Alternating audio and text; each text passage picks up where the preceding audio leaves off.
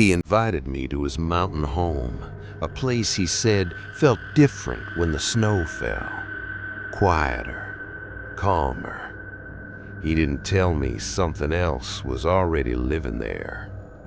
I hadn't seen Scott in years when he reached out to me. We didn't stop being friends because of a fight or anything like that.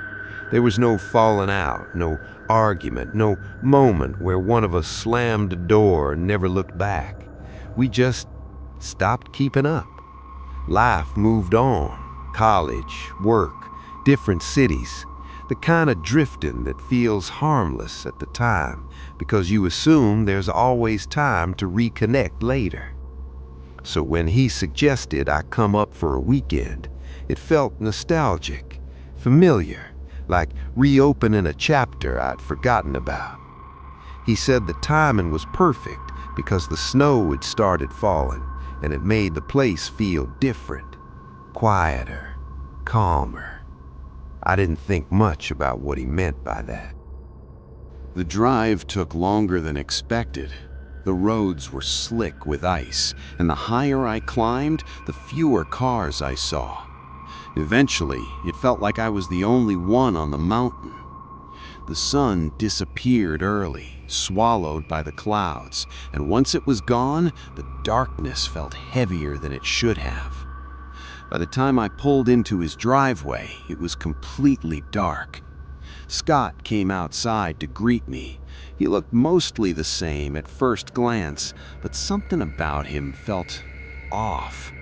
Not in a dramatic way, just subtle, tiny shifts in how he moved, how he spoke. He spoke slower than I remembered, paused between sentences, like he was measuring each word before he let it leave his mouth. His movements were deliberate, careful, almost cautious. I told myself it was just years. Of course he'd changed. The house was old, wooden, perched on the mountainside with only a few other homes scattered far apart. Inside it was warm, but oddly empty, sparse. A couch, a table, a few chairs, decorations that looked frozen in time, like someone had stopped living there halfway through their life. Scott told me I could sleep on the pull-out couch in the living room. Directly across from it was a hallway. Long, narrow, 2 guest rooms on either side, a bathroom at the end. No light in the hallway itself, just darkness. Even with the living room lights on, the hallway seemed to swallow everything. Scott said it used to belong to his grandparents. They had passed away recently. He lived alone now. I don't know why that hallway bothered me so much. There was nothing there, nothing I could see. Still, I left a lamp on in the living room that night, just enough to keep the hallway from disappearing completely. Around 2 a.m., I woke up. At first, I thought I was dreaming, that half-awake fog that makes you question reality. Then I heard it. Footsteps, fast, running back and forth across the floor above me, not pacing, sprinting. 20 seconds, maybe more. Then silence. No doors opening, no movement away, just nothing.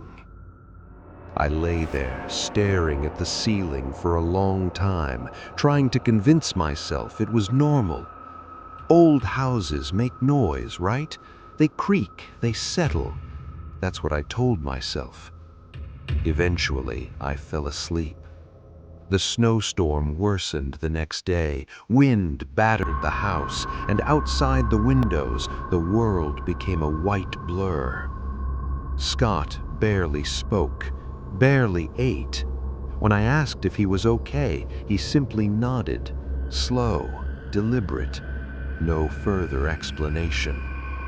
I started noticing him walking down the hallway, over and over, 5 times that I counted, maybe more when I wasn't paying attention. Slow, purposeful, not rushed. I assumed he was using the bathroom. the only thing down there. But I never heard the toilet flush. That night, I woke again around 2 a.m. This time, it wasn't footsteps. Something was being dragged across the floor. Slow, heavy, wood scraping against wood. Then, a tap on the wall behind me. Not loud, not aggressive, just deliberate. I didn't turn around. I stayed frozen, waiting for it to stop. Eventually, it did. By the third night, the unease had settled into my chest like a stone. Scott barely looked at me, and when he did, it felt like he was checking if I noticed something. I fell asleep again on the couch. In the early hours, I woke suddenly. My eyes opened, but my body didn't move. I tried to breathe, couldn't. Tried to speak, nothing came out. That's when I saw him, standing at the end of the hallway. Tall, still, arms at his sides. I thought it was Scott, or maybe I wasn't sure anymore. He stayed there, motionless. Then slowly, he walked into one of the guest rooms at the end of the hall. When I could move again, I followed him. The room was empty, nothing disturbed, nothing moved. I ran upstairs to Scott's bedroom. He was asleep. I woke him, told him what I saw. He didn't argue, didn't try to convince me I was wrong. When I asked who was in the hallway, he just shrugged, like it wasn't a strange question.